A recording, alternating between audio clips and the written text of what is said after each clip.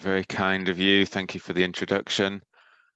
I wish you a very good morning from Scotland. It's winter here. It's 5 degrees below freezing, so I wish I was with you today, but I can give you a quick view of my Christmas tree and wish you all Merry Christmas.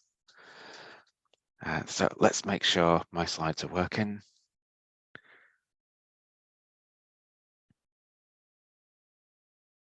How are we doing? We happy we can see those slides?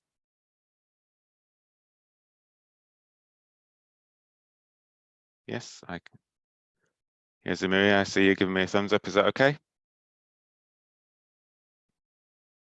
Great, thank you.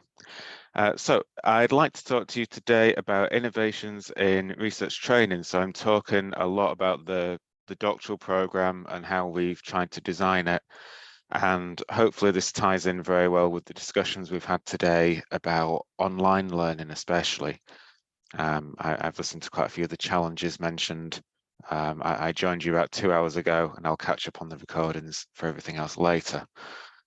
But I think I'm in an interesting context here because for those of you who don't know, St Andrews is, depending on how you measure it, one of, if not the oldest universities in the English-speaking world, at least. So we have this tradition, and tradition and innovation can often be juxtaposed against each other. So sometimes I hear this when we try to innovate. We've done it like this since 1413. We don't need to change. Yeah, everything will be as it always was. So that can be a very challenging situation if you are keen to innovate. We didn't have Moodle in 1413. However, I think we could also frame it as anything that has survived for 600 years needs to know how to change. So hopefully this is a more encouraging narrative. Or even we can afford to take a few more risks because we've been around for this long. So actually we're probably not going to do anything disastrous. The university won't close because of any decisions that I make. Nothing I can do will have too bad an impact on the university. And I would even say we could push it a little bit further, that we've built up this credit, this reputation, and therefore we actually have a responsibility to take risks because there are other universities who don't have this advantage of having the security that we have and the reputation. So rather than just doing what everybody else does, we actually have a responsibility to do the things that are a bit more risky. And some parts of the university like it when I say this and others don't. So let's think about the tradition and what we're innovating in the context of. And when I speak to colleagues across my university, if you did get into TESOL, typically you didn't do your doctorate in TESOL. You did a PhD in applied linguistics, in modern foreign languages, or like me, educational research, or maybe even English literature. And the PhD you took was probably this traditional, the Humboldtian master-apprentice model. You had one main supervisor, maybe a second supervisor. You worked with them on projects that they were interested in. You helped them do the research. You were basically their assistant, and you would gradually learn how to do research. You probably did this near the start of your career. Maybe you had 2 or 3 years teaching experience, but generally you were fairly fresh from your master's degree in your 20s, and you weren't working at the same time. Or if you were making coffees on a Saturday. So this was full-time study. You moved to a new city and you studied on campus pretty much every day for 3 years. And the idea of that was at the end of these 3 years, you would become a peer and you would make a contribution to knowledge to show that you were joining this academic community. You had your major thesis, your 80,000 or 100,000 word thesis. And if you were very good, that would be turned into a book later.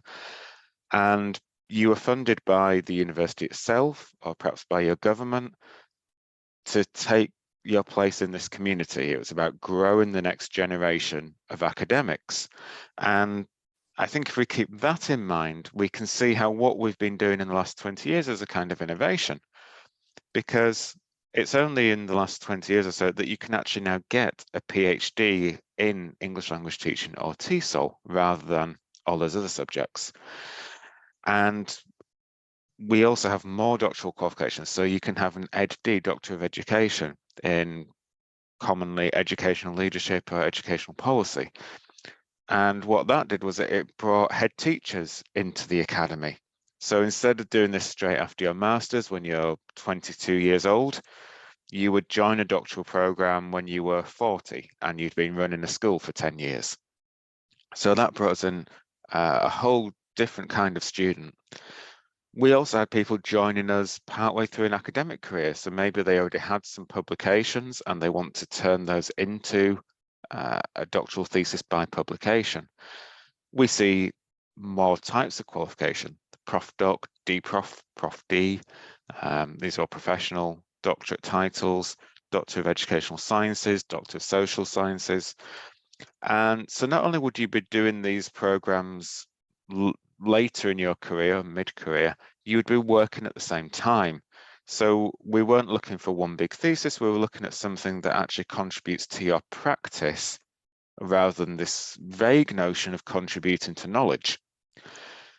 We've seen much more online study, and indeed the keynote this morning, Hayo works at the Anaheim University, where their doctoral program in TESOL is entirely online, just like mine. We're seeing more talk provision, this idea that you would have one supervisor that you follow for 3 years. Now we have modules on research methods. We have talk modules that you maybe take with master students or just with other doctoral students. And so the idea is that we have more consistency, whether you do your PhD in St Andrews or in Edinburgh or University College London, it would look quite similar in terms of the skills that you have by the end. So we also see more portfolio assessments. So rather than the big thesis or a collection of publications, we're seeing more that you would put together a body of evidence that you have met the standard for a doctoral award. And finally, one of the big innovations is that we're seeing more people self-funding, or their employer is paying for them to study. And again, I think that's changing the relationship, and it's changing the way that we need to respond to our students. There needs to be an actual outcome for the employer, or there's a greater expectation from the student paying their own fees that there's going to be a payoff, that they're going to get a better job at the end of the program. So the impact of all this is that we now have more people in ELT and TESOL with doctoral degrees. We have far more people who are doctor whatever. And I think this is quite interesting because it creates this pressure now that we need a career path in ELT and TESOL. I think it used to, once you got beyond the Delta, there wasn't really a higher level qualification. So if you wanted to progress in a TESOL career, you had to move into leadership. So perhaps the EdD or an MBA even. But now that more people are staying in our discipline, we actually are building the sense of professionalization, that this is a profession that you could stay in for 40 years and you could become a world leading practitioner in this area, that you wouldn't have to move into educational research or applied linguistics if you wanted to work at the highest levels. And therefore, we're seeing a shift away from teacher training towards teacher education. We're not just thinking about what skills do teachers need to be able to manage their classroom, but we're thinking much more about a broader career-long teacher education and a body of knowledge in teacher education. We're building theory. So rather than borrowing theory from SLA, second language acquisition, or taking it from educational research, we're actually building theory relevant to ELT, and particularly with innovations in, for example, English medium instruction. And we need somewhere for all those things to go. So there are new journals, and obviously we know many of those. TESOL Quarterly is probably the most famous in our area, but we see specialization as well of existing journals. We're seeing special issues on ELT or TESOL topics. We have very good journals of ELT. And again, because they're new and in a new discipline, they're quite innovative as well. Many of them are open access, or they'll even have open reviews where you can see draft one, peer review comments, and then the final draft. So it's much, much more open. So I think we're seeing some really positive changes, and we're seeing some good trends and pressure to improve things even better. But there are obviously some negatives as well. You know, the more doctorate holders we have, they will struggle to find relevant posts. And what we see in Poole's work, and there's the citation, an excellent article if you are interested in reading about it. These were practitioners who did their doctorates in English language teaching, and then when they went back to their jobs in China, they felt like they couldn't really do anything differently. They were just doing the same job as they'd done before they went to take their doctoral programs. And Poole et al. Argue that there are things like access to the literature. So, for example, and this article itself, you can only access if you either pay for it or if you're at a university. It's behind a paywall. So it can be very difficult to keep up with the literature, for example, or if you're using special software like SPSS or NVivo, typically you don't have access to that if you work in a school. But I think it's more than that. You don't necessarily have the time to do research, the resources, an ethics panel to supervise you, a mentor to support you in your work. And particularly if you go back to work in a school, there's this idea of best practice, that we need evidence on the best way to teach. And that can be very difficult if you have doctoral level skills where you want to take your time, you want to look for the nuance. So taking this pressure to say what is the best way to teach, it's very difficult to translate that, and we can often end up with lots of case studies that don't necessarily amount to much. There's no accumulative effect of all these disparate studies. There's some statistic that fewer than half of everything published is ever cited even once. So we do find that there's a lot more being published than there is necessarily being used or even read by now. So what do we do with these skills? And I've added here as well the pressure of high stakes assessment, and I think we could read that as for someone who's studying a doctorate as well, but also when you return to practice, that it's great to do all these things and have all these new ideas and want to be innovative, but we need to take the college English test, or we need to take the O-Net or an IELTS test. And therefore, if you want to actually keep your doctoral skills and keep improving and actually see your doctorate as the first step in becoming an expert practitioner, you're probably going to end up in the university. And we talk about this as a pyramid scheme, that when you get your doctorate, the most obvious thing you can do with that is go teach on a master's program, and then after a few years go teach on a doctoral program, and all you can do is the same thing that you did, and not everybody can do that, and we don't move on very often as well to create these these vacancies. So Trafford and Leisham talk about doctorateness, and they say that thinking about doctorateness is a very helpful way of thinking about assessment on doctoral programs, and also about what's the point of doctoral study. And I think it's a really useful concept for innovation, because it helps to keep us focused on the one main goal or the values of doctoral programs. So doctorateness can be a type of synthesis or cohesion, you can see it as an overall quality. It's what sets apart a good doctorate from one that is just complete and meets the assessment criteria. So it is the highest level of award. And even that it's a transformative experience, that you as a person should be changed. So it's not just that you contribute to knowledge, it's that you can evidence that you yourself have changed in the 3 or 6 years of your program.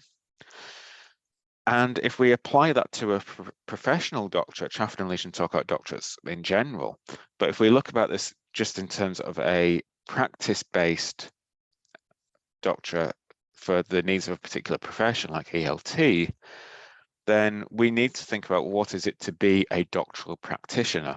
What values do we have in the profession, and how do you bring those into your research? How do you seek transformational change for yourself and for others? And recognizing that we're still a young discipline, that if you are taking a doctorate in ELT or TESOL, then you are saying to other people that you will take good care of this discipline, that you will steward it into the future. So it's a big responsibility. And therefore, doctorateness makes us think about all these different issues and how they connect.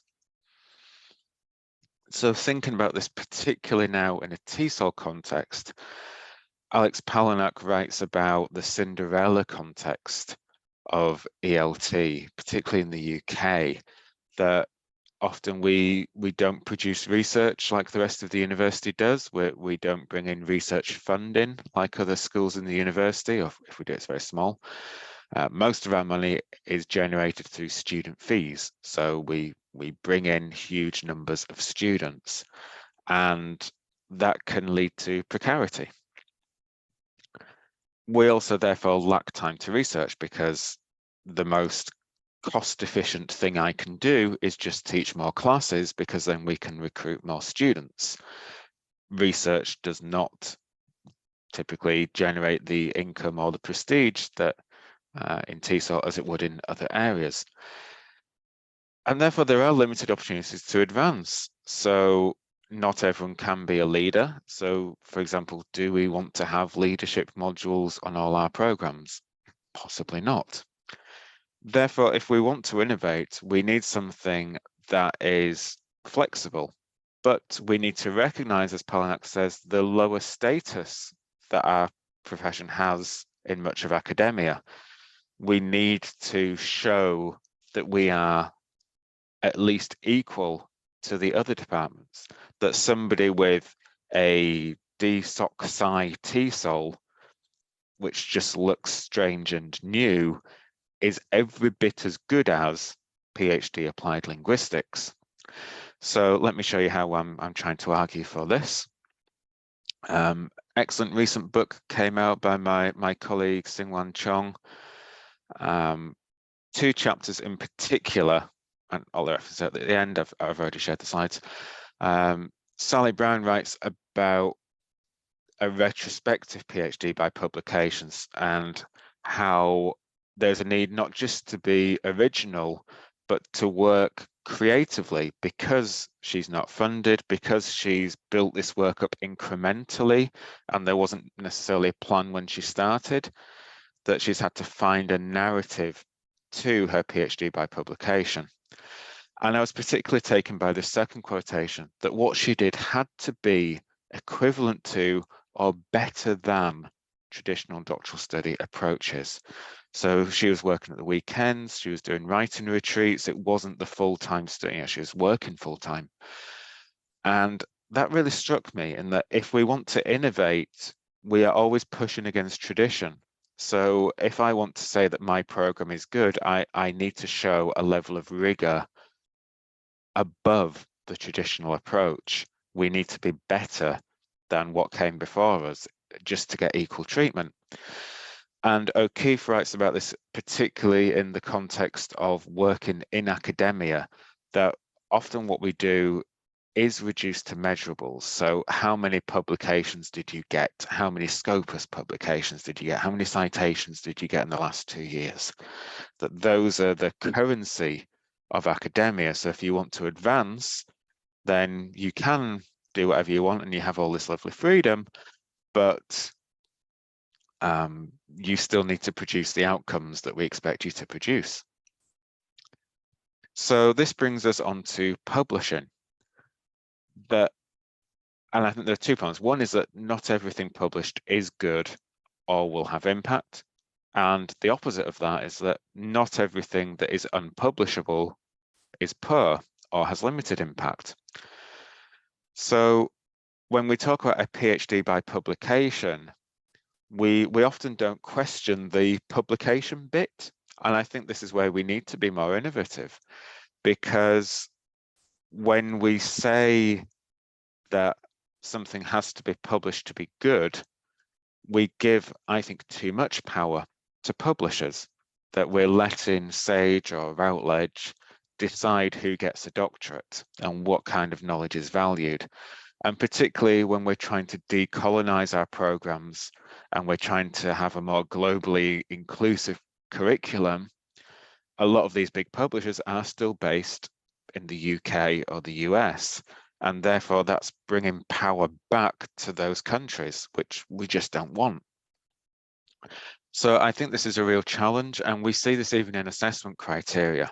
I did a lecture a few years ago now on assessment for the very best students, and I went around the room and I said, how do you know that someone has produced something worth a first class undergraduate degree? What is it? And the top answer was publishable. That's if your work was publishable, that meant you got a first class degree. But I think that's a very high standard for a first class degree. And our modules are 7 weeks long. I don't know about anybody else, but I don't think I've ever written anything publishable in 7 weeks while studying. I imagine a brand new topic. You're taking a new module for the first time, and you have to produce something that could be published within 7 weeks. I think that's almost impossible. And yet we use this as a common language. And the problem there is it avoids us talking about what our real criteria are and what standard do we actually look for. So I want to get away from the idea that publishing means your work is doctoral level. And equally, if we're thinking about being practice-based, something that has a huge impact on your work in school might not necessarily be of interest to anybody outside your school. Or even if it is, you might just be publishing it for the sake of getting it published. And there's a time cost to that. You could probably be doing something much more impactful to share. And in fact, the work I've cited earlier from Alex Parnock was a conference presentation. She hasn't written it up, doesn't really have the need to write it up. And yet it's just an absolutely excellent piece of work, a great argument, and it's had a huge impact on one of my modules. We spend a whole week just looking at that one piece of work. So I think it's really important that we break this link between published means good. And I think we see this as well with the skills our students need, that we've changed one of our modules now where students have to critique published research papers and find the problems with them. And it's incredible how many problems they do find, sometimes very crucial problems or problems with ethics even. So it's very important that we don't have this idea that just because something comes up on Google Scholar, we should cite it in our essays. So I think this is something where we need to pay much, much more attention. So this is where I've landed. So I'm going to share some of my successes, then I've got some problems, and I'm going to end on some questions. So I'm nearly done. That we, instead of just saying that you need to have 4 articles to get your doctorate from us in St Andrews, we're saying outputs. So that could be a policy paper. It could be an assessment that you've designed for your school. It could be a teacher training workshop that you've put together. So not all of these need to be publications, but of course we still work within a framework and regulations, so some of them have to be publications. However, I don't say that they have to be in SSCI or even in Scopus. You write a critical commentary that defends that you have published in places that make sense for the things that you've produced. It doesn't have to be in a ranked journal. And to really help my students understand that, we created a module called Being a Doctoral Practitioner. So we really talk about what is doctorateness. What are you doing this program for? Our program is 6 years long. That's a huge commitment. what do you hope that you'll be able to do in 6 years that you can't do now? What is the point? And yet some of the challenge of this is that we don't call it a PhD, we call it a professional doctorate. So the number one question I get asked by students is, can I still use doctor? And I say, yes, you can, absolutely. But also some countries won't fund their students to take us. So we have a lot of students coming on scholarships from particularly in the Middle East, and those countries just won't send students unless it is a full-time PhD. They don't necessarily see value in that. Some of our students who want to go work in China, if they have an online program mentioned anywhere on their transcript, so well, I won't be able to get a job in a government university, I'll only be able to work in the private sector. So we've got some real challenge here to recognize the status of these innovations, even if we can show that our assessment is even more rigorous, our graduates have the skills that are in demand. So a few things I'd like to leave you, and maybe we can discuss this, but any other questions that you want to ask, I'm very happy to discuss as well. So I've talked about ways that we have innovated in creating a professional doctorate and thinking about what is doctoral level work in ELT and TESOL. But this doesn't mean that we have to leave the old model behind. So what can the traditional PhD learn from these innovations? Could we take some good practice from the professional doctorates and feed that back to people who are running traditional PhDs? And often these are the same people who run the two types of program, and sometimes they share modules, so they're not necessarily worlds apart. And I think a real theme that I've heard today in all the different presentations is that students tend to prefer on-campus study. However, I think at doctoral level, I'm finding quite the opposite. I think the students they like the idea of maybe coming for a summer school for 1 week or 2 weeks, or when I go to a conference in their country, we'll meet for the afternoon just to say hello and be sociable. But actually studying together, everyone seems to think that that kind of works better online. So I think the challenge now is we need to say, what is the added value, particularly to a practitioner, of full-time on-campus study? Why should you fly from Vietnam to the UK and stay here for 3 years and therefore not be working in your professional context? Wouldn't it be better to stay connected to your professional context while you're studying? So if we are going to say that you should fly 15 hours to come to my campus, then we need to actually say why that is a good thing. So I think the narrative has shifted. We no longer need to say what are the advantages of online study. We now need to say what are the advantages of on-campus study. Why should you do it? A challenge is, I've talked a lot about transformative learning. It's very difficult to assess transformative learning. You need a very rich narrative. You need a lot of reflection, introspection. It's a big job. And I think it could also be a lot of pressure to say, in 3 years, you are going to be transformed as a practitioner. Your very values as a person will be different. I think that's a lot to ask. Sometimes you do just do a program to get some good skills and be better at what you do. And for many people, that is enough. And again, I think we saw during COVID that desk-based research has become much more popular and much more respected, that you can do a qualitative synthesis, a systematic review, a policy analysis, a conceptual paper, and this is much more common, accepted, and there's more value in this. We don't always have to do experiments in our classrooms. So I think we need to catch up with this. So what research skills do you need? Going back to Pool's study with those teachers in China, they found it hard to do research when they went back to practice, but maybe that's because they were trying to do the kinds of research you do in a full-time PhD. Actually, what research skills do you need as a practitioner? Not just to conduct research, but also to evaluate it and think about research quality. So if you'd like to read more on this, I strongly recommend the second reference there, the new book on narratives of PhD by publication. It's not just about PhD by publication, it's about the whole PhD journey.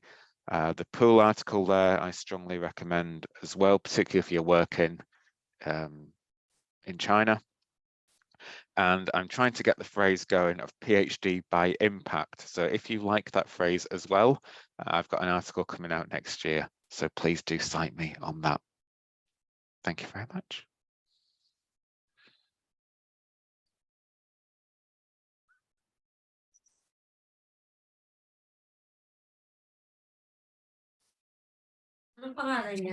Thank you very much, Dr. Mark Carver, for your insightful topic.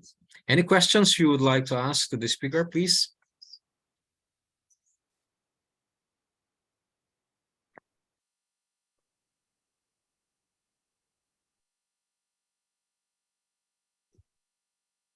Questions? If you're too shy to ask question, you can send a chat. I have a question. Yeah, sure. Mark. Hi. You mentioned TESOL, ELT, and so on, but you didn't actually mention that you teach other things in English. So I'm just wondering if you are making a distinction between English language, the English language world, and the language teaching world in a more general sense. Thanks, Andrew. Very good question. There's quite a bit of echo there, so I'll try and repeat that for other people listening. So I believe you're asking about not just English language teaching, but language teaching more generally. Is that correct? Yes. Yeah, I think that's a really astute point, particularly as we're seeing English medium instruction become more of a global issue and something more that we're questioning. We're not just seeing that as necessarily a good thing in every context. So yes, we've created a new program here at St Andrews, for example, called International Education, and that is absolutely not just English language and TESOL. We're trying to take a more global focus there. I think we're seeing in the literature much more interest in translanguaging, a word which I think came from Wales when we're talking about that hybrid education in different languages and where you shift from different phases. So I think you're absolutely right. As we're looking to innovate, we do need to take more notice of plurilingual, multilingual contexts. However, I think it's also worth pointing out that ELT and TESOL, I mentioned it being a very young profession and that we need to borrow a lot of our concepts from other disciplines. So I think there is also a case for we need people to help mature the discipline as well and actually codify a body of knowledge specifically for ELT and TESOL, as well as learning from and contributing to other fields. Thank you, great question.